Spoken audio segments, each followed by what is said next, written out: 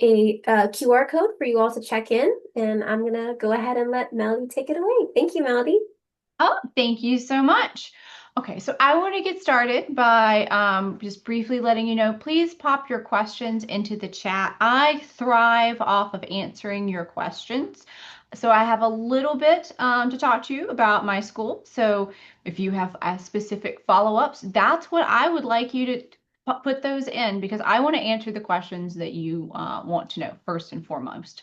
So I'll talk a little bit about my school and then I will talk about the resume process, and then we'll have just a big general Q&A section. So that is my preface today. So we will jump right in with all of the rest of the meat and potatoes. So good afternoon, everybody. My name is Melody Weigel, and I am the Associate Director of Admissions here at Wake Forest University School of Law. And I want to thank you so much for your invitation and allowing me to join you today. I'm really excited to spend some of this time talking about both Wake Law and then the strategies for building a strong pre-law resume, because things have in fact changed a bit. So Wake Forest Law is a small, close-knit law school. We have about 500 JD students total, and an additional group of some LLM, some international students, and some other graduate students. So one of the things that really sets us apart is our 6-to-1 student to faculty ratio. That's pretty small. We said small school. That means our students don't just sit in large lectures, they really get to know their professors who become their mentors and their professional guides during their time here. The 1L class is usually about 200 students, and they'll be broken down into a section of 50. You'll quickly get to know all of the students in the section of your class, and that really facilitates the small nature and the culture of lifelong relationships, both with your classmates and your professors. Our 1L class, very proud to say, we have 33 states plus DC represented, and 81% of our students are from out of state. So while half of those students will later stay in North Carolina due to our strong economy and ample legal opportunities, sometimes our 4 seasons are a nice draw for folks who are looking for a change. Just one thing to keep in mind, as a private school, majority of our folks are coming in from other places. So very much that national footprint for both jobs and students. Pro Humanitate, which is our for humanity. At Wake Law, that's our motto. That's our call to action on many things and our North Star.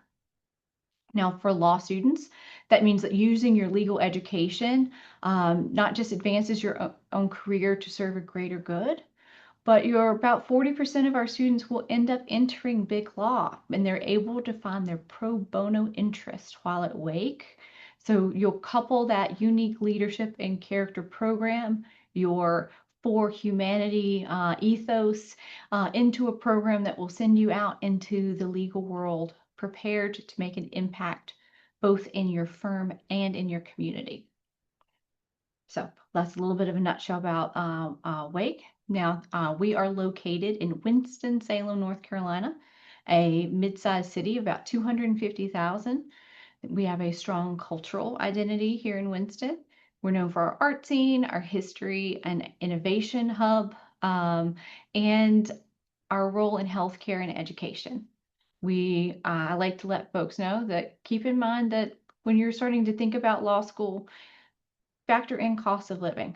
Winston is not having a housing crisis. We're not having a rent crisis. You can get from one side of town in 15 minutes, but at the same time, you have all the food, arts, and culture that you're looking for in a city, but with a little bit of peace in the middle. So for law students, that location really matters. We're here within easy reach of both state and federal courts, nonprofit organizations, and larger law firms. The larger legal markets in Charlotte and Raleigh are just a couple hours away. We even have a large cohort of students in the DC area. It's a very manageable trip up that way as well. So now, just in a quick nutshell about our experiential education, which is a graduation requirement at all law schools. That's pretty central here at Wake. You can take part in a number of legal clinics and externships. You can find all the details of that online. We have also ample moot court and mock trial opportunities that range from even our business law organizations have mock trial. So, you think a lot of time for moot court and mock trial, you think about like criminal law. Well, it really kind of spans the gamut on what that looks like. A lot of our students are going to take advantage of that proximity to DC. So whether it is through our judicial externship program or the ability to create your own semester in practice, we're really open to making sure you are getting that hands-on experience into something that's going to leverage itself into employment. Kind of the key takeaway for that and for all the things is that we had a 97% employment rate for our 2024 graduating class. That's for JDs who are employed in full-time, long-term, or JD Advantage positions 10 months out after graduation. You're thinking about how to get into law school. I am already thinking about how to get you a job in your area of interest. So cost, moving on to that, also an important consideration. So our JD tuition is in line with other private law schools, but the key takeaway is that approximately 80% of our students do receive some sort of scholarship. It's going to be merit-based. The only condition is as long as you are eligible to return and sit in on classes, you will keep your scholarship. And the median award is about $40,000. So while I encourage applicants to apply early, if Wake Forest is your top choice, we also have a binding application that you can consider, and I'll be happy to discuss that more both later on or individually. And let's see, so that's a really quick overview of Wake Forest Law, like who we are, where we are, and what we have to offer, and a quick bit on the financials. So let's pivot over into the real meat and potatoes of what you came here for today and start on the focused and effective resume for law schools. But before we pivot to that, are there any burning questions that we have in the chat? I'm not seeing any so far. Perfect. Okay. So resumes, different set of notes. All right. All right, folks. So the application resume has changed, and you might have heard a bit about that. I've been working in legal education and in law schools for about 10 years now. That's kind of a phrase to say. But I will say that the resume is now a much bigger deal than it was 5 years ago. And one of the reasons for that is this is going to be the same resume for the most part that is going to be considered for your 1L summer positions.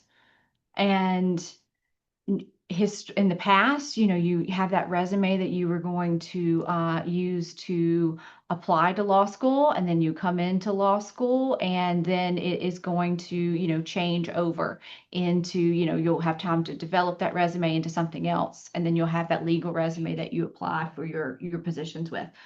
Well, the timeline has changed for summer positions where now you interview for your 1L summer, generally in November or December. So you start law school in September, you start your classes, November rolls around, you're already submitting that application to law firms. So that means that there's a couple things. One, there's not a ton of time, not a ton of substantive time for your resume to have changed by the time that you apply to the time you're applying for jobs. It also means something even more important. It means you don't have any grades, right? It's November, December. You don't have a class rank. So because firms will be using the same resume that you applied for your law school application, that means things like your professional experience, either during college or between college and law school, are going to be more important. That means that your undergrad GPA is going to be more important. Any relevant experience that you have is going to, kind of be highlighted more. And from one of the things that I've heard from some of the firms is they do appreciate some of those geographic ties. Now, historically, some of the larger law firms that you're applying to would have focused on that LSAT, sorry, not the LSAT, that's admissions brain, would be focused on your class rank and your law school GPA. Historically, for some of the larger law firms, they would only interview folks in the top 50, 25, 10% of the class. They'd only look for people with a 3.5 GPA or pick any number. Well, if you don't have these yet, one that kind of evens the playing field a whole lot. One of the mentalities that the law firms are coming to this with is that they can treat the firm life more as on-the-job training. Law schools are going to teach you how to, law is a self-taught discipline. We're going to teach you the skills to be able to continue to learn new law. So if you think about, let's think about Supreme Court cases from 10 years ago versus today, 50 years ago versus today. The law has changed. And law school teaches you to be up to date with what the most current version of law is. And the firm is very willing to teach you how to do the law of that firm. So together, that's a bit of a synergistic thing, but law firms are really kind of going to that model of like on-the-job training. Now, we're thinking ahead. And again, I think ahead because again, I have a 97% employment rate 10 months out after graduation. No one comes to law school for funsies. I'm already thinking about how to get you a job when you're applying to law school. So for the admissions process, which is what we're chatting about today, that means I need you to keep in mind that I'm going to need you to make sure that that resume is extremely polished. Like, what would that look like showing to external partners? I promise you, when I first started this job, I never had the idea that the things that I would be reviewing to say that if you were eligible or competitive for law school would be the same things that an employer would be seeing. So that adds a different level of component to admissions professionals as well. And be like, is this something that I need or want my employers to see? So what do I mean by that? So what do you need? So I mean, I want the most boring resume possible. Format light, nothing deep going on there. So even though you can find something delightful from Canva, and I'll admit they're kind of cute, they are wholly inappropriate for the task at hand. So no colors, no photos. Be sure you follow instructions. So that's another thing that can vary between law schools. Some law schools will have a hard, fast rule about a one-page resume length. I, on the other hand, am very happy to have up to a 2-page resume. Now, I say that, and that's usually for folks who have some non-traditional experience. Folks who are coming straight out of undergrad, it's very hard to make a solid argument for having 2 pages worth of material. So just pay attention to instructions. So just like most assignments you've ever had, like sometimes the devil is in the detail, and we want to make sure step A, number 1, before we get into the substance, you can follow the instructions. A good rule of thumb for law school application resumes. Pretend life started in college. Now, if you had a W-2 level job in high school, you can include that. But as far as like your education section on your resume, where you're including, I went, graduate from University of Central Florida, don't have your high school underneath there. That's done. That's signed and sealed, and you've moved on from that. No high school sports, no high school awards, nothing on that level of things. I'll frequently make the joke, unless you went to the Olympics in high school, you shouldn't have anything related to high school on your resume. Straight up employment is in a different category, but as far as extracurriculars and things, just keep that in mind. Okay, so we were talking about like you're going to try to fit that into 1 page. Let's say you've been incredibly active and you have extra information that you want to put on your resume. I just want you to be cognizant of your format. One thing that I will see frequently is a 2-page resume, but also the formatting has a big old white box over here, or like the margins are wonky, or there's like triple space between everything. Just pretend it's going to be like a final paper where you need to format up, okay? All right. Now, another thing that I will frequently see is, let's say that you worked in the service industry. That could be food and bev, that could be retail. But later you have some professional experience that you've leveraged your opportunities to maybe work in a law office. Um, there is no reason to think that you need to remove any of the service industry positions. I love to see those. I understand that, as time progresses and as your career, educational career and professional career progresses, we all gain additional experience and responsibilities as we move forward. That's the nature of things. But think of it like this. If you work at, we're going to pick on Starbucks today. If you work at Starbucks at 17 years old, what responsibilities and duties will the lovely humans at Starbucks give you? My answer is probably a lot. You could probably you could probably be a manager at 17. Now, if you work at a law office at 17, what scope of duties and responsibilities will you be allowed to have? And if you're a client, the answer should be probably not that much. So just keep that in mind as you're putting those things on there. And also, if you've ever worked in any of these in any service industry, you know as well as I do that these things are teaching you conflict resolution skills that you cannot learn anywhere else. And so I just want you to know that like those are valued and you should keep them and you should take pride in those things. Okay, let's see. You're welcome to, this is a little nitty gritty, skip the profile and objectives section. Um, the number of times I've seen objective at law school, and I'll say, I gathered that from the part where I'm going to spend the next 20, 30 minutes reading your application. So kind of check on that part.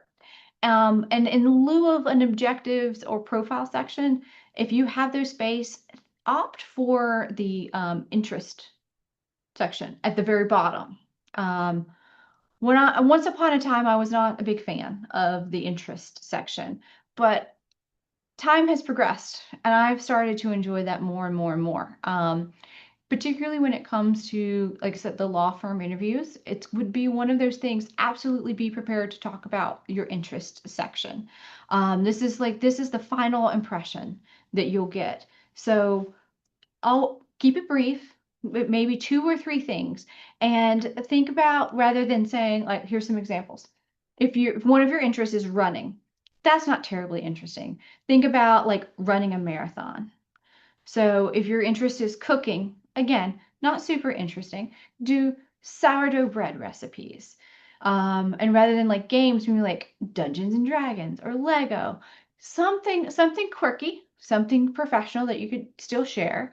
Um, but they kind of, if I leave the end of that section of like your resume with a little half smile, then that's a good thing. That's a good final impression. And it adds a little humanity to the sterileness of a resume. And honestly, a resume should be sterile. A resume should be uninteresting, and by definition, it should be pretty boring. Um, other things on that point, it should have no I statements. So if you're talking about any of the duties, responsibilities, knowledge, and skills, all those wonderful things that you add for job experience, shouldn't be I did this. Fun fact, I assume that everything on your resume you did. So we don't need to have any of those I statements, and then that way we can condense down space. Um, Another thing is a way to think about this at your life stage, because we're so used to being in school. We're used to a transcript. We're used to like what that does, how that reflects what we've done. It's our report card. It's our we're used to school. So think of a resume as a transcript of your life. So it's not something that you can think about terribly deeply retroactively, because the past is the past. The grades are the grades, the activities are the activities. But it's something that you can think about for future planning. One year I had some prospective students who had some trouble getting internships or employment for the summer. And I get that. So, these are these moments where you are taking advantage of the opportunities that present themselves. There is a bit of a there's always a backup plan. Let's say that you're applying for various things for the summer or the fall, that you just want to make sure that you have that moment of your time, that that resume, that life transcript full.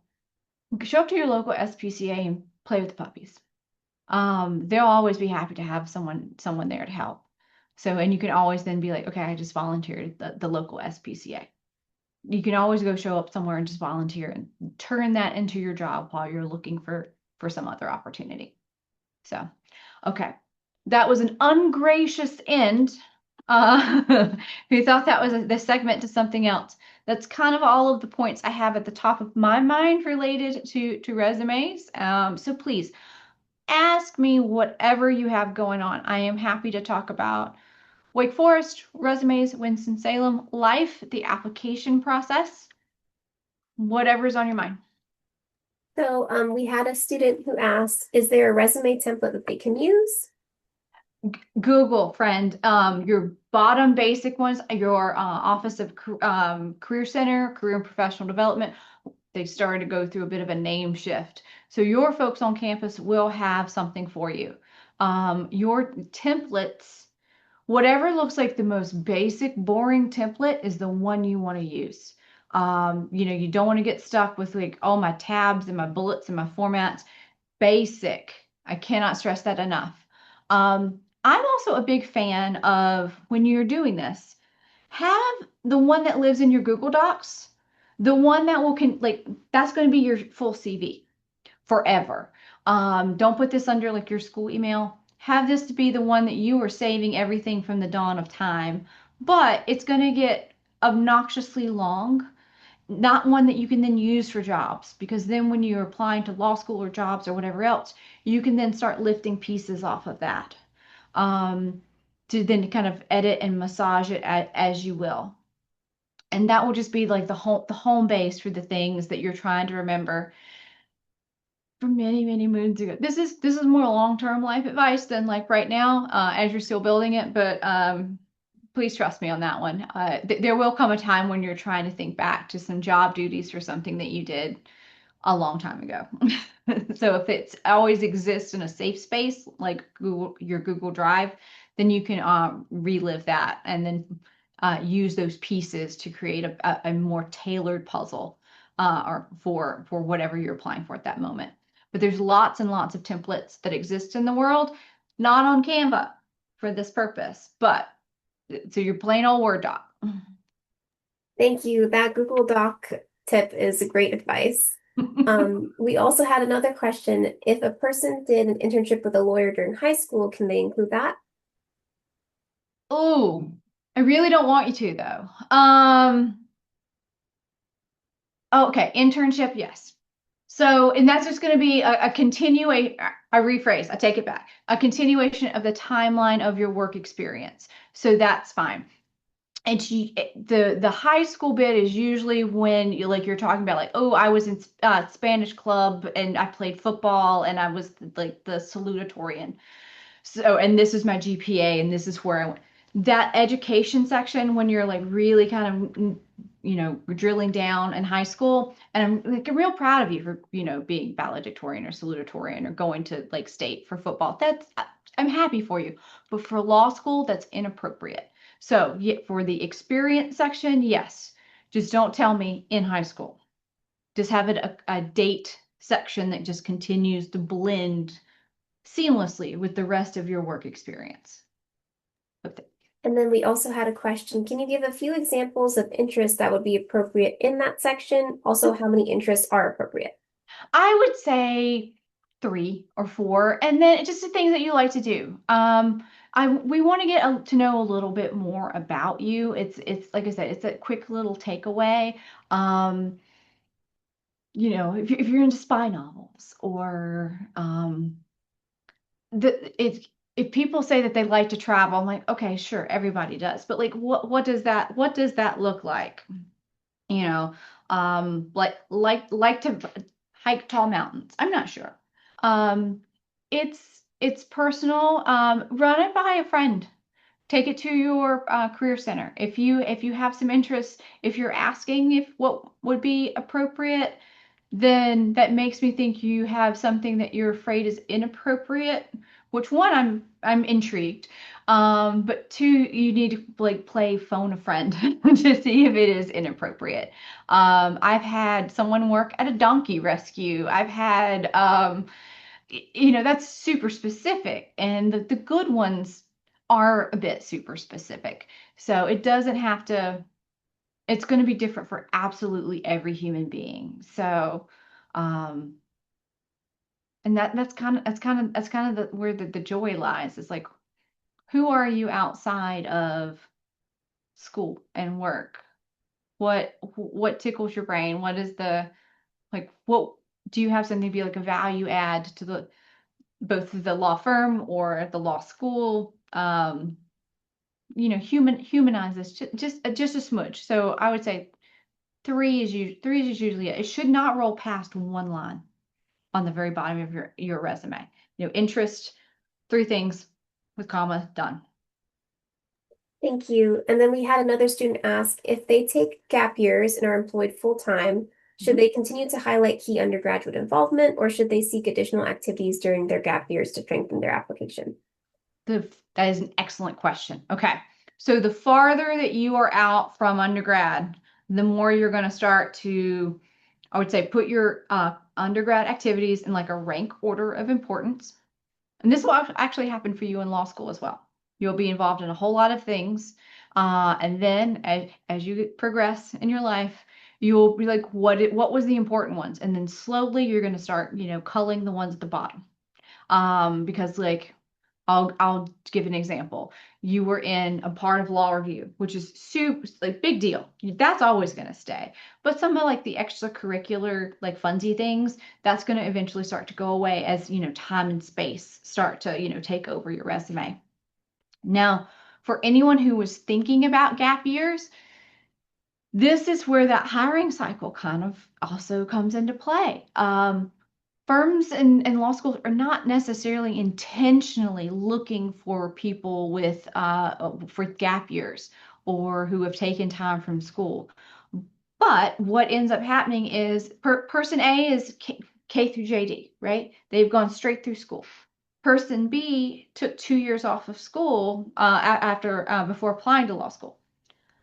Person B has 2 more years of life experience, that resume transcript, time to fill in some more things. So that is its own advantage that it already appears that you have some more experience that they can build on. Like I said, the law firms are looking for some of those key teachable, trainable skills that they can like we can work with this.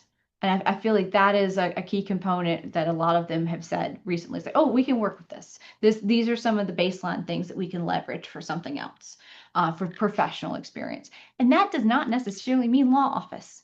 Like I said, those service industry roles are wonderful building blocks for things. You can work with teams, you can work with people, you're self-starter, you can work independently. Those types of skills, those big, broad level things, as opposed to like, oh, well, you've done file clerk things. No, no, no. They can teach you file clerk things, but can they teach you how to be organized? Do you already have you already demonstrated that skill somewhere in there? I know it's so different. It's so different than it used to be. And it's an exciting opportunity because this means you get to come into law school and focus on making wonderful relationships with your peers because you don't have to be competitive over resources. You don't have to be competitive over that class rank. You don't have to be competitive over your GPA. You can be like, hey, let's study together. And for my law school, we're particularly blessed because, again, 97% employment rate. You're like, hey, resources, the resource of employment is plentiful. So you're going to go to Florida. I'm going to go to DC. Someone else in our friend group wants to stay in North Carolina. Like, we are not competing over resources. Let's be friends. Let's do this pro bono project together. Let's plan a tailgate. let's create a social sphere that we will, carry on into the world after we graduate. And I love that for my population. I love that for my students. My students get along great. They're really friendly. They're very collaborative. We don't have to have that competitiveness. But even now, I can see my brand new baby 1Ls who we just sat, 16 days ago, that, there's a little bit of vibration because they're like, okay, they know that they're getting ready to gear up for some interviews. But that's an internal stress. That's not a stress of like amongst each other necessarily, because you're coming to law school. You're type A, I know this.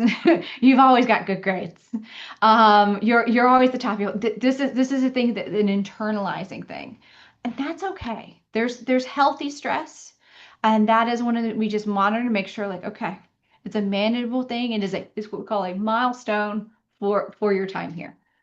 So, and and then once that 1L job is or placement is lined up, then you're like, all right. Okay, that's done. Next. So, and again, that is part of the life cycle, and we know that, and you'll be learning it, and it's stressful because you're learning it, and you'll see all of the administrators be like, just checking in to make sure you are at the appropriate level and not outside overstressed to see where we can help. So okay, I pontificated on that. Do we have other questions? Yes, we do. Thank you. Thank you for going Yeah. into depth with that. That should be very helpful for students. So somebody was asking how can they highlight undergraduate research they did when applying to law school?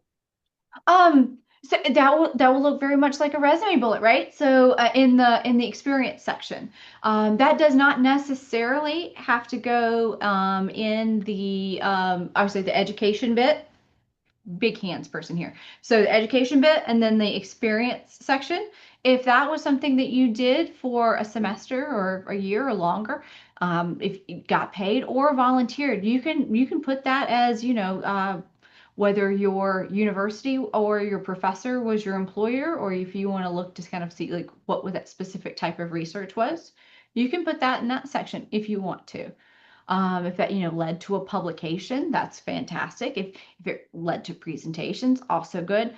Think about how you would cite some of these things in a bibliography.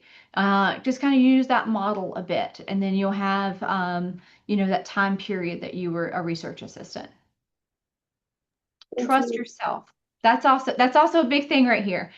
I know because you've gotten this far. So just trust yourself and just know that some of that framework lies within, if you've done a lot of that research and you're applying to a school that only has a one-page resume, then you're going to need to judge. If you're like, I have a little bit more flexibility, then okay, maybe I can elaborate a little bit more. Um, just follow the instructions of, it's going to be boring. What are the specs of the school? And then figure out how to operate within those confines. Thank you. And then you kind of touched on this earlier, but could you go a little bit more in depth, perhaps? What key responsibilities or duties should students highlight when most of their experience is from the service industry Sure. positions? Uh, Talk about what you're doing. Were you a key holder? Were you responsible for deposits? Were you responsible for customer de-escalation? It's going to be different with each one of those. It doesn't have to drill down into some of the let's call it some of the day-to-day nuances necessarily. Okay, back in high school, I worked at CVS.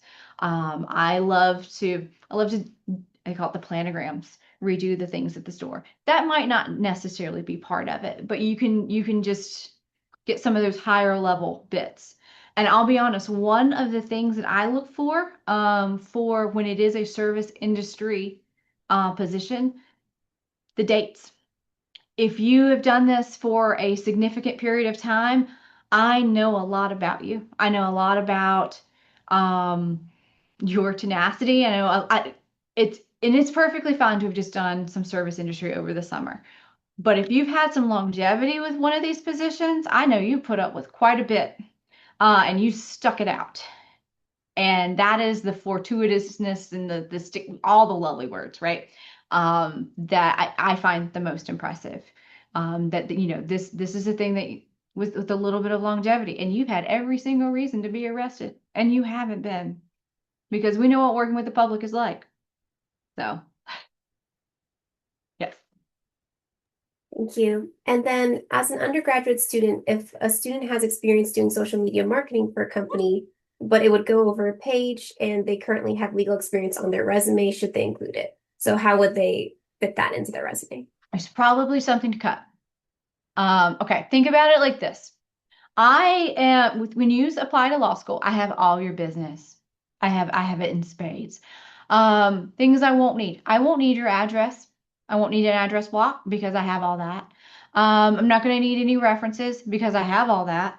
Um, I have all of your transcripts, so you can probably make sure that that section about education is pretty brief. I would ask you, how much white space do we have? What fonts are we using? Do we have more than 4 bullets per per job, per duty, per thing? If you have more than 4, how do you get it to 3? I would also ask if you have any volunteerism on there. That's another key point. Let's say that you like to volunteer in undergrad. But let's also say like you love working at the food bank. You show up there, they know your name. This is where you go. These are your humans. This is your jam. That's amazing. But let's say you're also a member of a fraternity or sorority that does service every Saturday morning. And I don't want you to put every single different Saturday morning bit of service. If you've only been to a place that you volunteered for 3 hours, or even better, if you show up and they don't know your name, I don't want you to put it on there. I only want the ones where if you showed up to that location, they're like, "Hey, how's it going? And how was your week?" So, something with a bit of that longevity. Now, unless I'm talking to a delightful non-traditional student, like I said, if we are under 25, I think there's no reason we can't get it to a page. Thank you. And then, from your perspective, what qualities or experiences make a law school applicant stand out to you? You're doing stuff. Um, it is not about necessarily the volume of activities or like I said, I feel like in my humble opinion, I'm like, okay, law firm check. Um, that's not the make or break bit for me. It's that you've dedicated yourself to using your time. Oh, that OG phrase that we used to love. You've spent your time wisely. You've kept yourself engaged. Um, Even better, like I understand during this part of our life, we are working to find our interests. That's perfectly fine. But also, if you've already found your passion and interest and you're starting to lean into that, amazing. These things really start to become clear. And like I said, you're engaged and doing some things. So that's usually for the most part what stands out to me on resumes. I'll give you the truth. Like there's a very high overview. So we were talking about if you have more than 4 bullets. My attention span is I've squirreled if you have more than 4 bullets for any job. I've already gone to the next experience line to kind of get the high level overview of what's going on. And like I said, that intersection it's just that cherry. It's not even the icing. It's just a little cherry at the little sprinkle at the very end to be like, look, I've done all these I've done school, which is its own professional thing. I have professional experience, but then at the end, I like spending time with my cat. Like what is that thing that makes you a person at the end of that? Like mine would be I enjoyed carnivorous plants. You know what? And then I see some smiles on here. So exactly. Like what is that thing that you do that makes you a human at the end of the workday? Thank you. And then, somebody was asking, do you have any examples of recommended experiences to pursue in undergrad? Are things like clubs or volunteering important? Whatever you want. So law school is, I want as many diverse interests as possible. Wake, we have a robust intellectual property program. So that's pretty rare and unique to law schools. Many law schools are very humanities based. So you get a lot of folks with purely just humanities backgrounds. I have a lot of folks with STEM backgrounds because of my intellectual property program. So I want you to find what you're interested in. I get, theater majors, music majors. That's also intellectual property. If you decide to go into copyright and IP and all those other wonderful things. So finding out that little niche area of what you want to do. Oh, here's another good example. I also have a wonderful program in medical and healthcare law. So I'll get folks who are like former nurses or biology majors. So think about the clubs for those. While like PAD, your traditional pre-law fraternity, is wonderful. But if you're like, I would rather go join the biology, wildlife, environmental folks doing, cleaning up rivers and fisheries, but I want to go into environmental law. I can that because that's your passion. A, you found your passion. B, this is also a straight line between 2 points. So law touches every single segment of society. So the idea that we have to be like, okay, we have to do, political science, criminal justice, then we have to do this and we have to do, take that out of your mind. You can always do law school with any type of background because law touches all of it. And I'd rather be able to have some building blocks of your interest to be able to leverage that into something else than be like, okay, we have to start from scratch. You'll have a more pleasant time overall when you're like, yeah, this is something also that tickles my brain in my area of interest. And a good example of that is, um, so I have an alum that I met her recently at some dinner, and she has the most unique corner of law I've ever seen. I have an alum who does brewery law. So if you've ever had a craft beer, fun fact, it actually does exist that someone out there is specializes in how to be an attorney to represent, small craft breweries. Now, can I tell you that I can pipeline a whole bunch of people into that industry? Absolutely not. But I'm just saying law touches everything, and she's happy as a clam. She's like, I don't know how I found this, but I found this and it's great. I get to go visit all these little local breweries to help them with their, their contracts and their whatever other, food and drug things that they have to set up. And that's her corner of the world. So law touches every background. So find what you like. Big soapbox, sorry. Thank you. No, that's great for students to know. And then somebody was asking, so some admissions they've heard prefer to have on your resume how often per week you worked or participated in doing something. I, Do you have a recommendation if students would just put the month and then to what a month period or how often a week? so it's a really good question. So for me, for your resume part, um, if it's a short duration, like a summer or less than a year, because sometimes you have to quit things and go to school, then a month is fine. Days are too much. Um, but there is another section of the application itself that is the more thorough bit of employment. So it's asking you to list everything. So maybe there was an internship somewhere that was unpaid, that was super brief, and you're like, no, it was just 3 months. We're not going to put that on the resume anymore. That would apply to the employment section of the application.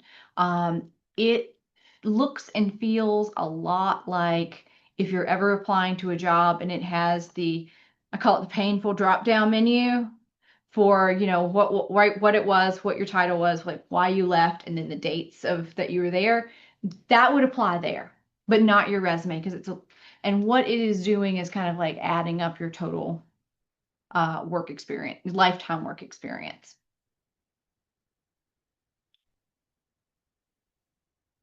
Thank you. Sorry, I was muted. And then somebody was also asking, since you have the GPA information, should students include that in the resume under the education section? You don't need to. If you want to, that's great, but you don't need to because that is good. That is exactly one of those things when I say I have all of your business.